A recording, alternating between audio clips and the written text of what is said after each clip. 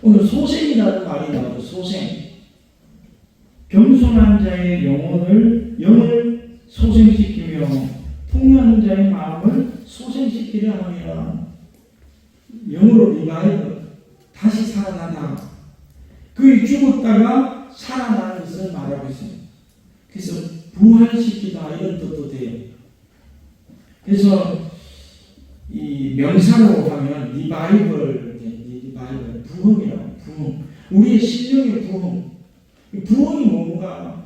죽었던 영이 살아나서 이제 하나님과 단절되었던 그 삶에서 하나님과 날마다 교제하고 하나님과 살면서 사는 삶을 부흥이라고. 부흥. 여러분, 날마다 주님과 사랑의 교제를 나누고 하나님 사랑합니다 그러면 오늘 나도 너를 사랑한다 막 그러면서 그런 관계 속에서 지금 살아가고 계십니까? 영적으로 죽었다는 것은 하나님과 교제가 단절되었다. 하나님의 감각이 없어졌다는 거예요. 그래서 기쁨이 없고 평안이 없고 답답하고 두렵고.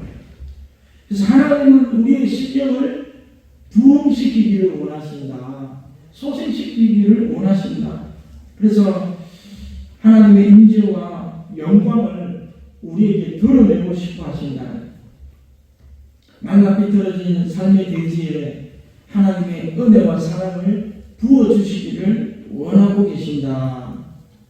그래서 첫사랑을 회복하고 옛날에 뜨거웠던 열정들을 회복해서 하나님 앞에 다시 헌신하고 주의 청년들이 새벽 이슬 같은 주의 청년들이 절절히 헌신한다. 여러분, 하나님 앞에 드리는 것이 기쁘고 섬기는 것이 기쁘고 아버지 하나님 앞에 영광 돌리는 것이 기쁨이 되기를 주의 이름으로 축복합니다. 이게 어디서 오느냐? 심령의 부흥에서 오다. 부흥. 우리나라에 정말 국가적인 부흥이 있었잖아요. 1907년 평양대부흥운동.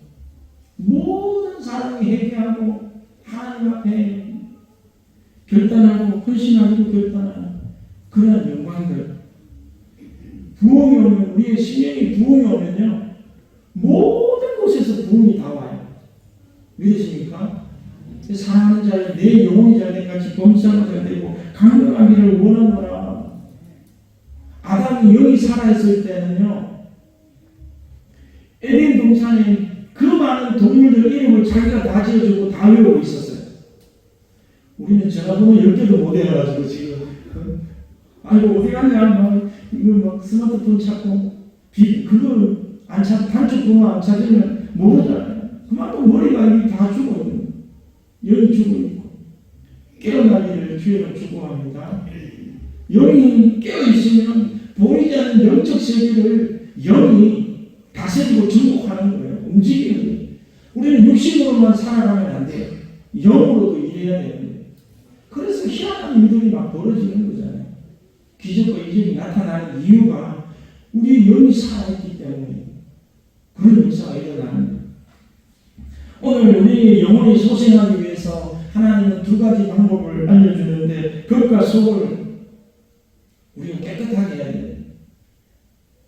첫 번째 비결이 무엇인가? 14절을 우리 다시 한번 읽어보겠습니다. 14절 시작. 그가 말하기를 도두고 길을 수축하여 내 백성의 길에서 거치는 것을 제하여 버리라 하리라.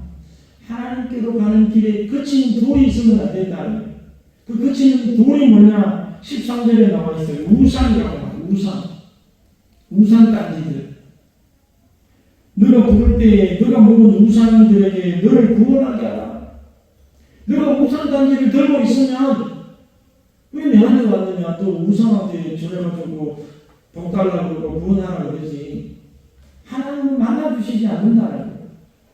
절대로 우리가 우상을 들고 있거나 가정 안에 넣고 있으면 하나님은 역사하지 않는다.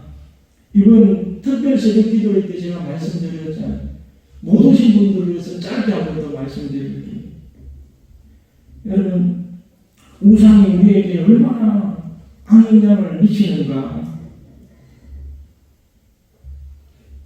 그 이스라엘 백성들에게 모세는 유월절을 제정하면서 너희 가정에 누룩을 제거하라. 이 누룩은 뭐냐? 바로 여호와께 맞은 문둥병을 말하고 있어요. 그 문둥병 그리고 우상단지를 그것을 청소하라 이렇게 말해요. 그래서 이스라엘 백성들은 매년 가나안 땅에 살면서 가만히 몰래 들어온 이 이방 풍습, 이방 신들을 섬기는 그 물건들을 청소하고 내다 버려야 돼요. 그런데 하나님의 말씀을 지키지 않고 모세 이후로 예수님 오실 때까지 한 1500년 동안 딱 3번 지켰다고 하더라고요. 하나님이 이 유월절을 지키면서 우상단지를 갖다 내어 버렸을 때 얼마나 축복하는지 그 예를 말씀드리겠습니다. 역대하 30장 1절 히스기야가 온 이스라엘과 유다의 사람을 보내고 또 에브라임과 므낫세의 편지를 보내어 예루살렘 여호와의 전에 와서 이스라엘 하나님 여호와를 위하여 유월절을 지키라 하니라.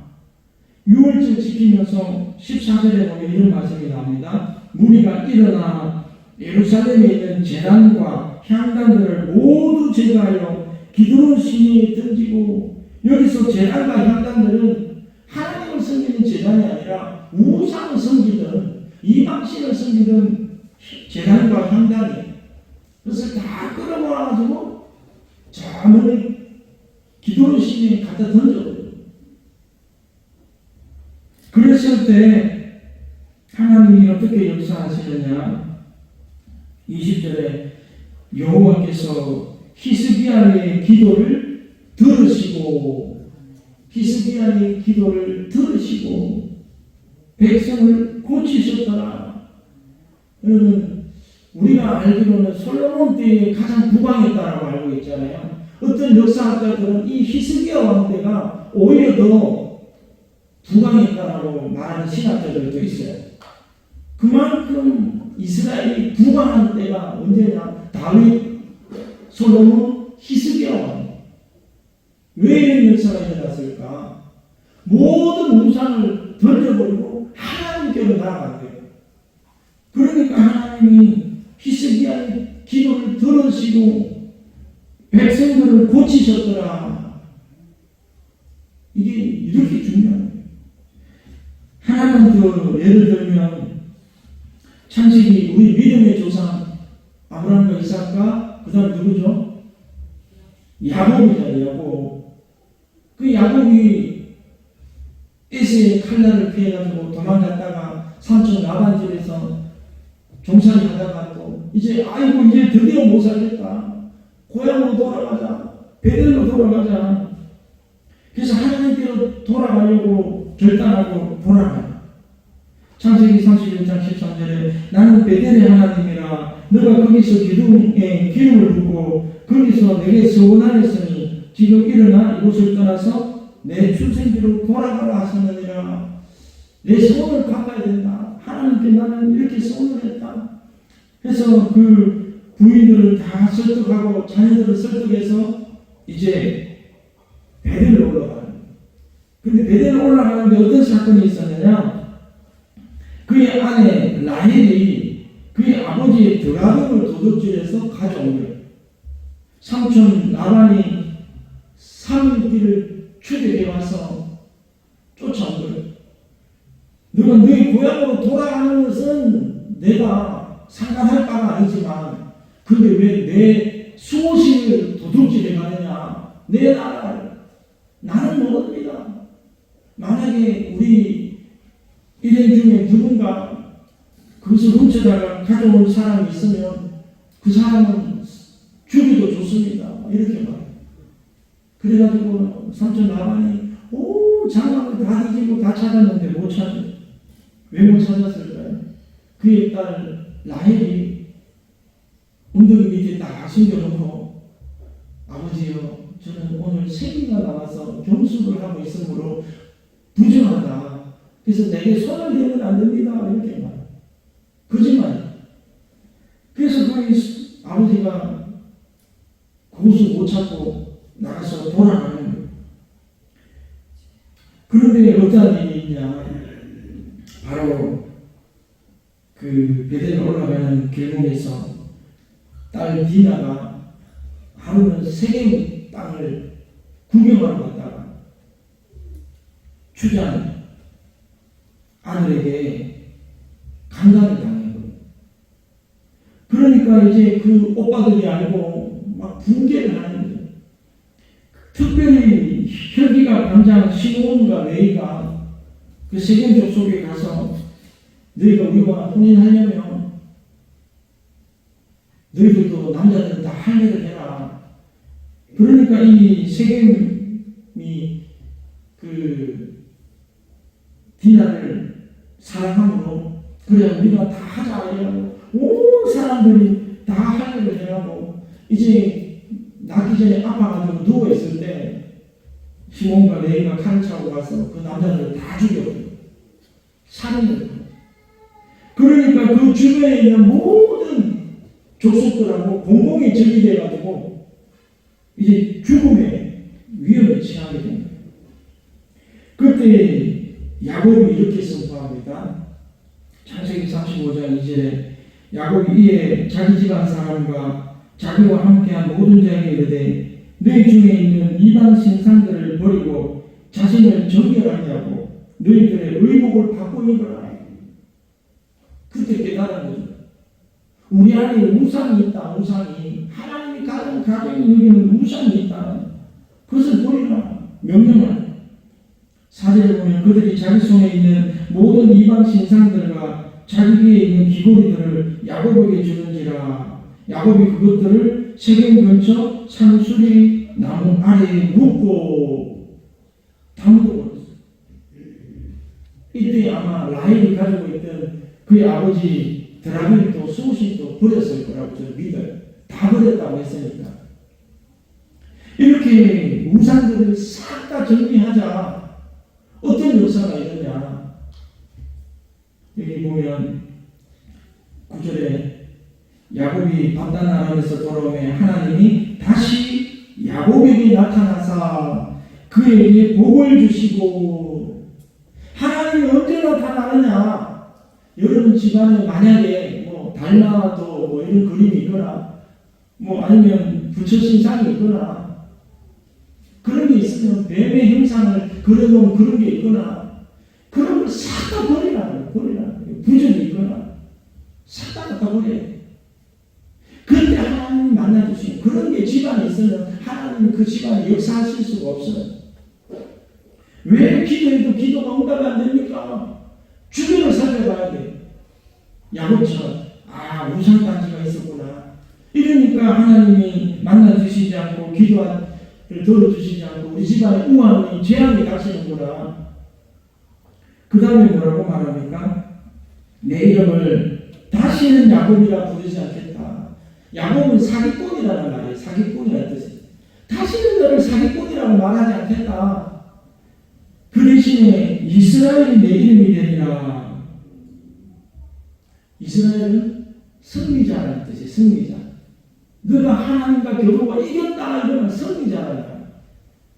여러분의 이름이 승리자가 되기를 주님은 축복합니다. 우상에게 끌려다니고 죄에 끌려다니고 맨날 지는 것이 아니라 그것을 이겨내고 모든 우상을 가감하게 다 버려버리고. 그 당시에 우상들은요 금으로 은으로 만들었어요. 얼마나 아깝겠어요. 그런데 귀걸이, 금고리, 코걸이 다 갖다 버린 거예요. 아까워하면 안 돼요. 우상은. 여러분이 우상을 아까워하면 하나님을 만날 수가 없어요. 그리고 11절에 어떻게 나옵니까? 나는 전능한 하나님이라 생육하고 번성하라. 한 백성과 백성들의 총회가 내게서 나오고 왕들이 내 허리에서 나오리라. 왕이 야곱의 허리에서 나옵니다. 그들이 하나님의 말씀을 날마다 해마다 순종했더라면 이스라엘이 망하지 않았을 거예요. 그런데 그들은 하나님 말씀을 안 지켰잖아요.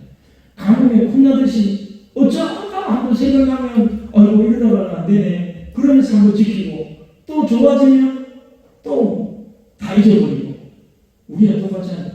막 고난이 닥쳐가지고 죽을 지경이 되면 막 하나님 앞에 살려주십시오 막 울고불고 하다가 해결되고 나면 언제 그랬나는 듯이 하나님 떠나버려. 여러분 날마다 해마다 우리가 하나님 앞으로 나아가기를 주여로 축복합니다. 나아갈 때 어떻게 해야 되느냐? 우상을 버리고 나아가요. 우상을 버리고 끌어안고 나가면 하나님 만날 수 없는 거예요. 두 번째로는 통회하며 마음이 겸손한 자의 일을 소생시키신다. 그들에게 만나주신다. 여기 보면 하나님의 집 주소가 두 군데가 나와요. 내가 높고 거룩한 곳에 있으며 여기 거하시면 높고 거룩한 곳은 천국을 말하는 거죠. 그리고 또 한 곳에 주소가 있는데 뭐냐면 통회하며 마음이 겸손한 자와 함께 있다. 여러분 아직까지 하나님이 안 느껴진다. 하나님이 안 보인다.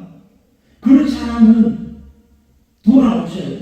내가 마음이 교만한 것은 아닌가. 교만한 자를 대적하신다고 하나님. 하나님은요 교만한 자를 대적하시고 하나님은 교만한 자를 멸망시키는 거예요. 우리 마음이 교만하면 하나님께 심판받아야 돼요. 겸손한 자는 하나님께 은혜를 받고 사랑을 받고 축복을 받을 수가 있습니다. 믿으시기를 주여로 축복합니다. 그래서 모든 것은 핵심은 뭐냐? 마음에 있다. 마음. 저와 여러분의 마음이 어딨나? 하나님의 은혜와 부흥을 경험하는 열쇠는 마음에 있는데 하나님이 우리 마음에 성령을 부어주실 수 있는 마음 상태가 되어 있는가? 구약과 신약에 가장 많이 다루는 것이 마음에 관한 것이에요. 특별히 예레미야 선지자는 오직 마음만이 하나님의 관심사고 하나님은 우리의 마음에 중심을 두고 있다는 것을 깨닫고 무려 70번 이상이나 이 마음에 관한 글을 썼어요. 여러분 우리가 하나님의 눈으로 우리 자신을 살펴달라고 기도하기를 주여로 축복합니다. 유대인들은 경건하기 짝이 없잖아요. 얼마나 경건해요. 근데 예레미야는 그 경건한 이스라엘 백성들을 향해서 너희 백성은 배반하며 반역하는 마음이 있어서 이미 배반하고 갔다라고 선포하는. 정말 유대인들이 얼마나 까다롭게 율법을 잘 지켜요. 절개를 지고 완벽하게 행하는 게 유대인들. 그런데 그들을 향해서 예레미야는 마음을 깨끗이 하라. 악을 씻어버리라. 내 악한 생각이 내 속에서 얼마나 오래 머물겠느냐. 이렇게 호통을 치고 있어요. 그래서 그렇지 아니라 속을 깨끗이 해야 된다. 여러분 신약 성경에 하나님께서 마지막으로 보내주신 선지자가 누굴까요? 예수님이잖아요. 예수님이 이 땅에 오셔서 사역을 할 때 가장 중점을 둔 게 무엇일까요? 저와 여러분의 마음이에요. 마음. 그래서 그 당시에 모든 종교 제도를 가라앉혀 버리죠. 가라앉혀 버리죠. 성전을 뒤엎어 버리잖아요. 그리고 그 당시에 존경받고 그 당시에 우리를 보고 정말 저분은 경건하다라고 그렇게 칭송받는 사람들을 향해서 외식하는 자들이다. 그렇게 말해요. 마태복음 15장 7절 외식하는 자들아 이사야가 너희에게 가려 잘 예언하였도다. 읽었으되 이 백성이 입으로는 나를 공경하되 마음은 내게서 멀도다. 사람의 계명으로 교훈을 삼아 가르치니 나를 헛되이 경배하는도다. 헛되이 경배하지 말라는 거예요. 외형적으로 손을 들고 헌금을 하고 봉사를 하고 열심히 흠잡을 데 없는 그런 신앙생활을 하는 사람들에게 외식한다고 책망하십니다. 제자들이 바리새인들을 왜 그토록 심하게 주님이 몰아치시는지 야단치시는지 질문을 한 거예요. 그러니까 이렇게 말씀합니다. 마음에서 나오는 것은 악한 생각과 살인과 간음과 음란과 도둑질과 거짓 전문과 비방이니 이런 것들이 사람을 더럽게 하는 것이요 씻지 않은 손으로 먹는 것은 사람을 더럽게 하지 못하느니라. 예수님의 제자들이 하루는 너무 배가 고파서 씻지 않고 음식을 먹었더니 바리새인들이 부정하다고 그렇게 책망을 하는 거예요. 정죄를 하는 거예요. 그래도 예수님이 그렇게 말해요. 씻지 않은 손으로 먹는 것은 음식이 우리를 더럽게 하는 것이 아니라 우리 마음속에 부패하고 썩어 빠진 더러운 생각들이 마음이 사람을 더럽게 한다 이렇게 말해요. 하나님은 우리 외형에 관심이 있는 게 아니에요. 우리 마음에 관심이 있어요. 마음에. 에스겔서 36장 25절 맑은 물을 너희에게 뿌려서 너희를 정결하게 하되 곧 너희 모든 더러운 곳에서와 모든 우상 숭배에서 너희를 정결하게 할 것이며 또 새 영을 너희에게 주고 새 마음을 너희에게 주되 내 육신에서 굳은 마음을 제거하고 부드러운 마음을 줄 것이며. 말세가 되면 하나님께서 우리 완악한 신령들을 깨뜨리시고 부드러운 마음을 주신다. 부드러운 마음. 성령 받으면 어떻게 되느냐? 저와 여러분의 마음이 부드러워져요. 부드러워요. 여러분의 마음은 부드러우십니까? 아멘 못하세요. 성령 받는 사람은 부드러워. 온유하고 부드러워. 그래서 종교의형에서 벗어나서 성령을 힘입어 하나님의 사랑으로 충만한 삶을 사는 비결이 무엇인가? 그것은 바로 우리의 마음을 정결하게 하고 깨끗하게 하는 거예요. 마음이 정결하고 겸손하게 만드는. 이렇게 하기 위해서는 통회해야 된다. 통회. 우리의 마음을 살펴봐야 된다. 시편 139편 23절에 하나님이여 나를 살피사 내 마음을 아시며 나를 시험하사 내 뜻을 아옵소서. 이 말씀을 놓고 여러분 기도하기를 주의로 축복합니다. 하나님 내 마음을 살펴주시옵소서. 다른 사람의 마음이 아니에요. 내 마음, 내 마음. 나를 살피사 내 안에 부정한 것이 없나 드러내어 주시옵소서. 그렇게 기도합니다. 돌덩이 같은 마음인지 바리새인들과 같이 외식하는 마음인지 아니면 교만한 마음이 있는지 두려워 떠는 마음이 없는지 어둡고 침침한 그런 마음인지 주님 보여주시옵소서. 이러한 마음들에는 하나님이 가까이 할 수가 없는 거예요. 성령이 함께 하실 수가 없어요. 그래서 이 부흥은 우리 마음을 하나님이 기뻐하시는 마음으로 바꿔놓는 거예요. 왕은 부유하고 숭고한 고작 대관들과 권력자들과 더불어 사는 것이 마땅하지만 우리 왕은 만왕의 왕이 되시고 만주의 주가 되신 우리 예수님은 반대다. 정반대.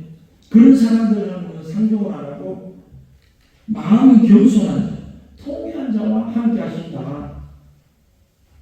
여러분 깨닫기를 주의로 축복합니다. 그래서 이 통회하는 마음은 깨어진 마음이다. 시편 51편 16절에 다윗이 정확하게 깨달았어요. 하나님 마음을 정확하게 깨달았어요. 주께서는 제사를 기뻐하지 아니하시나니 그렇지 아니하면 내가 들었을 것이라. 주는 번제를 기뻐하지 아니하시나이다. 하나님께서 구하는 제사는 상한 심령이라. 하나님이여 상하고 통회하는 마음을 주께서 멸시하지 아니하시리이다. 우리의 죄악으로 말미암아 찢어지는 마음, 통회하는 마음. 통회라는 말의 원뜻은 잘게 짓이겨서 바위를 부수듯 흙을 가루로 만든다는 거예요. 흙을 가루로 만들어버리는 것이 통회예요. 통회. 우리의 완악한 마음, 딱딱한 돌 같은 마음을 완전히 깨뜨려서 부숴버려요. 하나님께서 우리의 마음을 깨뜨리시기를 원하는 마음이 무엇일까? 그것은 한번 따라해 보시기 바랍니다. 자기 중심적인 마음. 하나님 하는 유일한 마음은 자기중심적인 마음, 자기중심적인 마음. 우리가 야생마를 깨뜨린다 할 때 다른 엉덩이를 부수는 것이 아니라 말의 의지를 꺾어버린다. 자기 마음대로 날뛰고 자기 마음대로 뛰쳐나가려고 하는 그 의지를 꺾어버리고 주인이 원하는 대로 만들겠다는 말이죠. 야생마를 꺾지 않고 부수지 않고 막 날뛰는 걸 올라타보세요. 떨어져서 죽어요. 근데 말을 딱 길들여 놓으면 언제든지 주인이 타서 안전하게 자기가 가고 싶은 곳으로 가는 거예요. 우리가 막 우리 의지가 살아있어가지고 내 멋대로 날뛰면 하나님이 우리와 함께 하실 수가 없는 거예요. 하나님의 길로 우리를 인도할 수가 없는 거예요. 그래서 하나님이 우리를 깨뜨리고자 하는 것이 뭐냐? 자기 중심적인 의지, 자아를 깨뜨리는 거예요. 자아. 우리는 다 본성이 우리 마음대로 하고 싶은 본성이 있어요. 그래서 불순종하는 거예요. 하나님의 길로 안 가고 내 가고 싶은 대로 가고자 하는 마음이 있는 거예요. 이게 내 의지고 내 아집이고 고집이. 하나님은 이걸 깨뜨리기를 원하신다는 거예요. 그래서 통회하는 마음, 저 깨어짐의 마음은 자기를 믿고 하나님과 상관없이 사는 마음가짐과 생활 태도를 완전히 버리는 거예요. 하나님과 상관이 없어요. 겉으로는 교회 와서 열심히 봉사하고 뭐 예배 드리는 것 같은데 속 마음을 보면 하나님을 이용하는 거예요. 하나님을 이용해가지고 하나님 복 주시옵소서 그래가지고 하나님 주신 복만 바라고 하나님이 원하시는 삶은 전혀 살지 않는 거예요. 그래서 진정한 깨어짐이 무엇인가? 내 자신이 깨어져야 돼요. 우리가 구약성경에 너무나 잘 아는 사울왕과 다윗왕이 있잖아요. 한 명은 깨어지고 한 명은 깨어지지 않았어요. 깨어진 왕은 하나님께 영원토록 쓰임받고 복을 받았지만 깨어지지 않는 왕은 하나님께 버림당하고 심판당하고 온 가족들이 다 죽어버렸어요. 여러분 하나님 앞에 깨어지는 은혜가 있기를 주여 축복합니다. 부서져야 돼요. 사무엘상 15장 30절에 사울이 이르되 내가 범죄하였을지라도 이제 청하옵나니 내 백성의 장로들 앞과 이스라엘 앞에서 나를 높이사 나와 함께 돌아가서 내가 당신의 하나님 여호와께 경배하게 하소서 하더라. 이 사울 왕은 초대 왕이었죠. 그런데 사무엘이 하나님의 뜻을 전했을 때 하려고 하고는 안 해버리는 거예요. 모든 생물을 진멸하려 했는데 좋은 소나 양을 딱 꼴쳐 넣는 거예요. 자기가 쓰려고. 하나님이 한탄하시죠. 어찌하여 하나님 말씀을 듣지 않는가? 변명하고 구실을 대고 이것은 내가 하나님께 예배드리려고 한 것이 언제 하나님이 예배드리려고 했어요? 우리 하나님 말씀이 100% 순종하는 것이 하나님께 쓰임받는 거예요. 그래서 끝까지 여기 이 말씀을 표준 세번역에 보면 이렇게 되어 있더라고요. 내가 범죄하였을지라도 백성 이스라엘과 백성의 장로들 앞에서 제발 나의 체면을 세워주시옵소서. 체면이 중요한 체면. 내가 지금 죄를 지었지만은 백성들 앞에는 말하지 말고 하나님 말씀 잘 듣는 왕이라고 좀 포장해서 그렇게 체면을 좀 세워주시오. 하나님 예배드리는데 합당한 사람이라고 그렇게 같이 예배드리게 해달라. 그렇게 하는 전혀 반성하는 게 없어. 겉으로 보이는 것만 회개한 척 보이는 거예요. 그러나 다윗은 이 사울왕보다 천배 만배 더 죄를 많이 지은 것 같아요.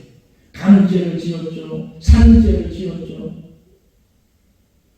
그런데 나단 선지자가 죄를 지적하자 그럼 그의 죄를 낱낱이 고백하고 회개하고 그리고 그는 시를 지어가지고 시편 32편과 51편을 지어가지고 노래하게 노래 백성들한테 자기가 이런 죄를 지었다고 노래하게 마음만이 다 표현해. 성공하는 거죠.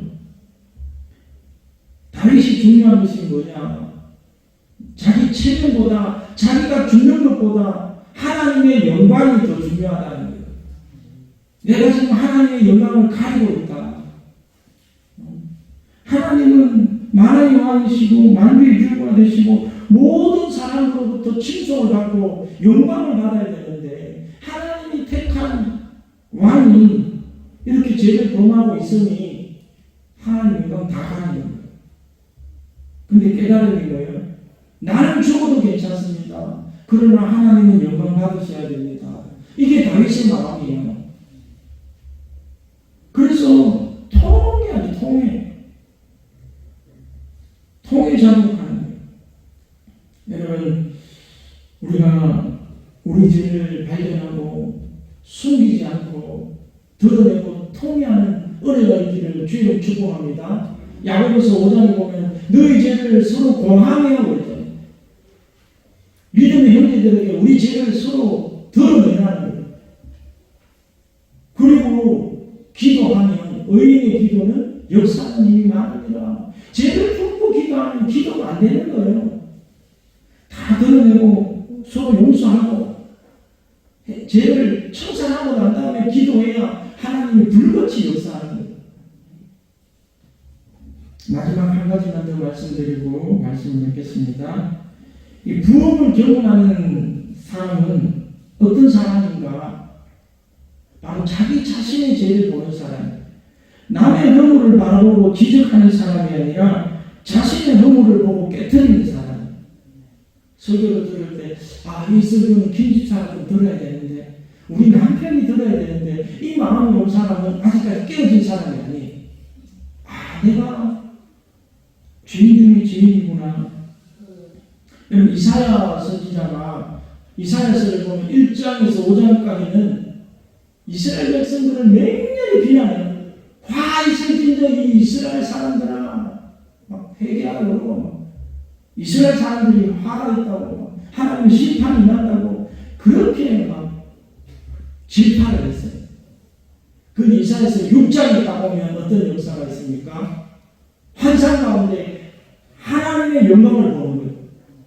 어마무시한 하나님의 영광을 보는 거예요. 그때 뭐라고 말합니까?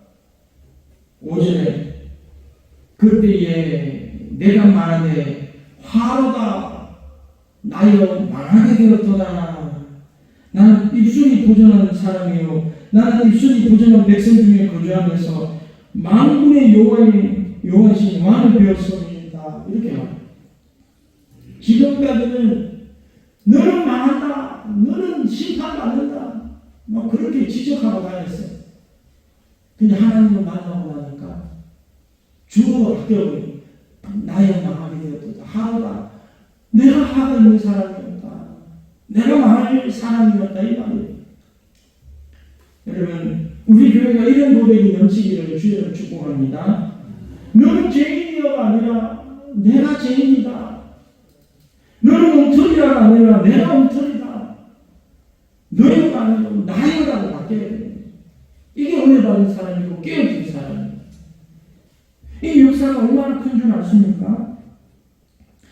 이사야서 6장을 기점으로 성경 내용이 바뀌어버린 거예요. 이사야서는 구약 가운데 예수 그리스도에 대해서 가장 많이 예언하고 가장 정확히 예언하신 하나님의 말씀이라고 말해요. 그래서 7장에 임마누엘의 징조를 예언하고 11장이 메시아예요. 2세의 한줄기에서 여호와의 영이 나온다. 그리고 이사야서 53장 그리스도의 순환에 대해서 그대로 나오잖아요. 그 외에도 엄청나게 많지만 시간 관계상 말하는 이런 주옥 같은 하나님의 계획들, 예언들이 펼쳐지는 거예요. 뭡니까? 지금까지는 이스라엘의 백성들의 그 더러운 죄악만 보고 정죄하고 비판하다가 간절히 바뀌어요. 자기 자신의 죄를 보고 나니까 그것을 씻고 통에 작업하고 나니까 하나님이 이제 역사를 시작하는데 내가 말세에 내 영을 부어주니 너희 장인들은 예언을 할 것이요 너희 늙은이들은 꿈을 볼 것이며 너희 청년들은 환상을 볼 것이라. 뭘부터? 하나님의 역사를 보기 시작하는 거예요. 세상을 보는 눈에서 하나님을 보기 시작하고 하나님의 역사가 보여지기 시작하는 거예요. 여러분 하나님의 역사가 보이십니까? 위대한 역사들이 보여지기 시작하는 거예요. 이게 영이 소생한 사람들의 은혜라는 은혜. 그 기라성 같은 사도 바울도 다메섹 도상에서 예수님을 만나기 전에 자기가 깨어지기 전에는 어떻게 합니까? 막 예수 믿는 사람들을 잡아다가 죽이고 막 죽이는 촬영을 하잖아요. 근데 예수님을 만나고 나니까 나는 괴수 중에 괴수하다. 나는 괴수 중에 괴수하다. 통해 작업하다. 그리고 영혼을 살리는 일을 하잖아요. 죽이는 일을 하는 것이 아니라 살리는 일을 하게 되는 거예요. 수많은 믿음의 조상들이 하나님 앞에서 깨어지고 부서지고 자기의 죄악을 발견하게 되는 거예요. 그 깨어지신 영 가운데 성령이 임하니까 이제 역사가 바뀌는 거예요. 우리의 역사가 바뀌는 거예요. 인본주의 역사가 하나님의 역사가 바뀌는 거예요. 내 개인적인 역사가 하나님의 역사가 바뀌는 거예요. 정말 여러분 가운데 그러한 은혜가 있기를 주의 이름으로 축복합니다. 나와 세상은 간고롭고 오직 구속한 주만 보이는 도다. 신앙생활할 때 예수님만 보이는 거예요. 하나님만 보이는 거예요. 하나님의 은혜가 보이기를 주님의 이름으로 축복합니다. 여러분 우리 가운데 있는 모든 하나님이 가정에 계시는 모든 우상을 내어 던지기를 주의로 축복합니다. 그리고 내 마음을 하나님께서 거룩한 빛으로 비춰주셔서 보게 해주시고 그 더럽고 추악한 마음을 통해 자극하며 깨뜨리시고 버리셔서 정말 하나님의 놀라운 인재와 축복 가운데 부흥을 경험하는 저와 여러분 되기를 주의 이름으로 축복합니다.